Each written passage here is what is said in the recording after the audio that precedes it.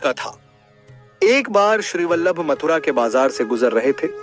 उस समय रास्ते में एक कुम्हार की दुकान में बिकने के लिए रखी ठाकुर जी की मूर्तियों पर उनकी दृष्टि पड़ी। श्री वल्लभ की नजर श्री कृष्ण प्रभु के विभिन्न स्वरूपों जैसे बांसुरी बजाते हुए, माखन चुराते हुए आदि मूर्तियों पर पड़ी। जितनी भी मूर्तियों पर श्री वल्लभ की दृष्टि पड़ी, वे सभी स्वरूप दुकान से निकलकर उनके पीछे पीछे चलने लगी। यह देखकर कुम्हार बहुत आश्चर्यचकित हुआ।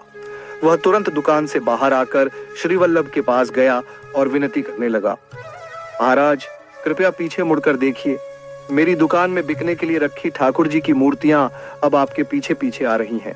अब आप ही इसका समाधान करें। तब श्री वल्लभ ने पीछे मुड़कर देखा और सभी स्वरूपों पर पुनः दृष्टि डाली।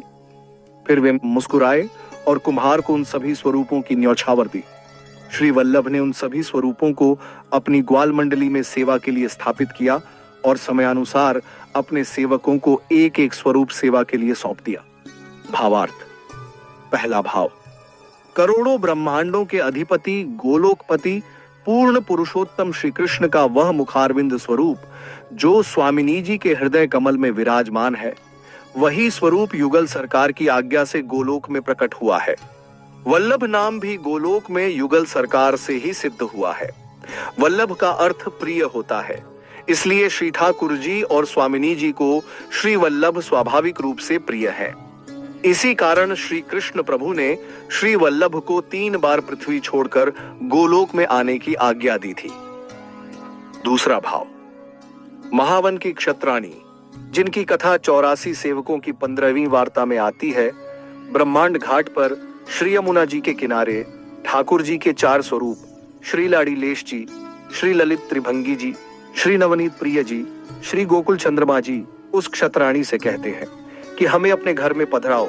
इस प्रसंग का भाव श्री हरि राय जी ने समझाया है कि महावन की क्षत्राणी के घर श्री वल्लभ ने अपने चरण की छाप स्थापित की थी, अर्थात स्वयं श्री वल्लभ वहां विराजमान थे।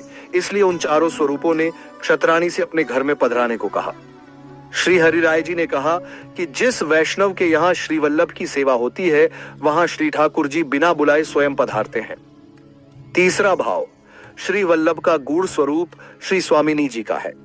इसी कारण 884 वैष्णवों की वार्ता में 13वीं वार्ता में गज्जन धावन के घर विराजमान नवनीत प्रिय जी ने जिद की कि श्री वल्लभ गृह में पधारें और रात्रि में शयन के समय कहा कि शैया छोटी है, अतः श्री वल्लभ के साथ ही सोएं।